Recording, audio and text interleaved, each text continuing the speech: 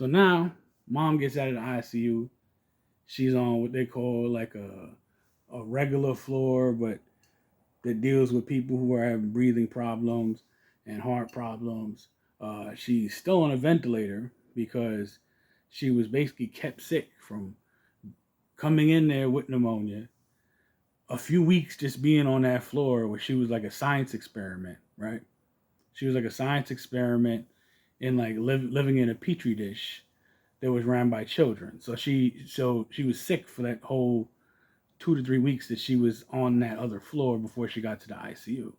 So that took a toll on her. So she gets to the ICU, she gets a little bit better, enough that she doesn't need intensive care anymore, supposedly. And then they bring her to this other floor. Now she gets there. I get met by one doctor that tells me, "Sir, we think she still might be retaining some liquid in her lungs from the pneumonia, but we're gonna run some tests." I'm like, "Okay, cool. Run the test, find out whatever, give her whatever you need to get the water or the liquid out of there." Uh, then a pulmonologist, a lung doctor, comes in. I don't even think she read my mother's chart. She's like, "Hello," and blah blah blah. And I said, "Yeah, I just spoke to the doctor. He said that they're gonna run some tests. They believe she got liquid in the lungs." And "Oh no, I don't think she got liquid in the lungs. I just think she's weak. I didn't think that's what it is. She's weak." Right. And they don't add in, well, she was kept on a floor where nothing was really being done. On top of that, y'all done broke a hip, gave her a wound on her foot, gave her a bed sore too, which I found out from eavesdropping on nurses, right? Uh, and but they don't counter in that an older person comes in with a respiratory infection and then isn't given adequate care for weeks, that it might take a little extra to strengthen them. Like they don't, it doesn't like appear in their mind where this would be like a logical thought pattern. So she goes, "No, I just think she's weak." I'm like, "Okay, whatever." Like I wasn't feeling this lady. Mom looked like she wanted to like pimp slap her, right? So she leaves. Day later, doctor's assistant comes in. "Sir, she has liquid in the lungs." So boom. So that lung doctor, the specialist or whatever she wants to call herself, uh, what's wrong? She's like, she didn't have it. Yeah, she did.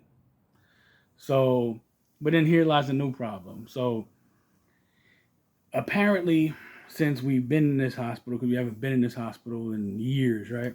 The level of cleaning has dropped. Like it's like ridiculous. Like they hire a bunch of young kids. They don't use mops. They use squeegees.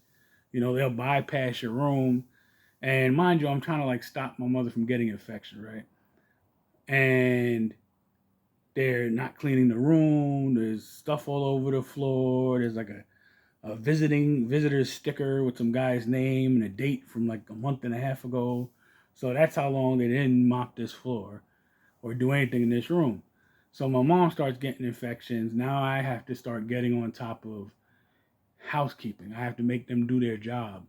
So to at least let my mom's room resemble some kind of sanitariness, because the room wasn't clean before she got in there. And this new age of nurses, on this floor at least, just throw stuff on the floor: gloves, caps for when they check your temperature or whatever. They just throw it on the floor. Somebody else clean it up. That kind of attitude. And then the CNAs are invisible. The only time you would see them is they were sleeping in the waiting room. The waiting room where your family would go to wait for you, whatever. They're sleeping in there with the lights off. And don't you dare turn the lights on. You'll get a, and then they'll talk crap to you about why'd you turn on the light. And I'm like, "Man, you get out of here with that." So uh, she spends more time on this floor. At some point, the doctor tells me, "Oh, sir, we're not sure what we can do. I don't know what we can do." And I was like, "Well, you know, how about you give somebody else a turn? How about being you seemingly don't know what you're doing. You guys can't even get people to come in here with a broom and a mop. Never mind practice medicine correctly. Uh, how would you give somebody else a turn? Give somebody else a chance. So this is when I first tried to transfer my mom to a different hospital, right? So, and I was going with a good one, right? Because us folks that live in the outer boroughs, you live in the Bronx, Brooklyn, Queens, you know, probably Staten Island. A lot of times, the hospitals that we got to deal with ain't really all that good, right? No matter how much your insurance is paying, they're just not the same caliber. So there was a particular hospital that had a good reputation for like dealing with people with lung issues, and being mom was in there, on a ventilator from being sick from a respiratory infection. I do it. Why not see if we can get a transfer there? So I go and do the homework because, of course, they don't want you to leave the hospital, even if they don't know what they're doing. And basically, I go, I get the information, I get the transfer information, and then I have to basically let him, doctor, I don't know what we're going to do. I don't know what we could do. That doctor, I got to let him talk to the new prospective doctor, who I haven't even gotten a chance to speak to. Because apparently, like I said on my first video, they leave you out the equation. So if you're the patient, you can talk for yourself. Or in my mother's case, if it's your son talking for you, or in some other case, your husband, your wife, whatever, talking for you, that you're all left out of the equation. The doctors from the hospital that has no clue have to talk to the hospital that might have a clue. And you're left out of the equation. You have no idea what the conversation that they had, what they said about you, or whatever. So, and the hospital that doesn't know what they're doing or might be deliberately trying to hurt you runs the narrative. So, unfortunately, they blocked me and my mom from getting that transfer. So now we're still stuck in this hospital, right? And then another thing, when you deal with these hospitals, even when you get to the regular floors, there's a constant flow of personal assistant, of physician assistants and doctors, to the point where you almost can't keep up with them, and you might have one that's a little sharper than the other. Majority of them are young and unexperienced. So just when you might have a rapport with one, gone, they're gone, and now you got to deal with a whole new person that might take medication away from your family member and not tell you anything. Your family member might catch pneumonia again, or a urinary tract infection or whatever. And if you don't got control of their my chart, or can't read what some of those diseases are, or don't look them up, you're not going to know that they even have an infection. They'll hide it from you.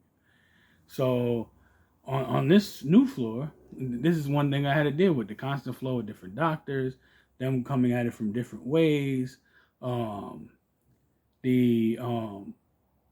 not telling me that she has infections, her being on medicine, them taking it away, and the only way me finding out is asking the nurses when they're administering medicine to her. So, and at some point we try to do another transfer, but yet again they block it because they control the narrative.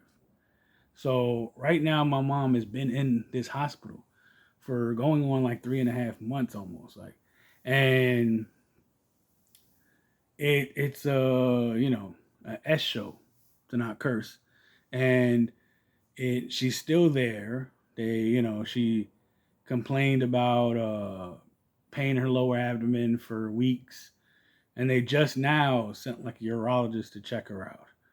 Um, you know the I still have to basically almost call housekeeping every day to basically get them to come and clean my mother's room to try to keep the infections down, because unfortunately in a lot of these hospitals and other facilities that are supposed to be medical facilities, they're colonized by sicknesses, pneumonias and bacteria that cause urinary tract infections and E. coli and so on and so forth. And then when you got to force the people in housekeeping to do their job, it's a sad state of affairs, because you you having to feel like you have to be like the doctor, mommy and daddy to the housekeeper, or whatever. It's a crazy thing. So Right now, she's still currently there. Um, Still trying to find ways to get it transferred, but like I said, that weird rule is blocking it. I also created GoFundMe for her. So if you want to be generous, generous, I mean, and make a donation, that would be great. Also, if you just want to share, that's great too. I'll probably have that in the link below on this video and probably some of the other videos. But that's Mom's story for now. More to come.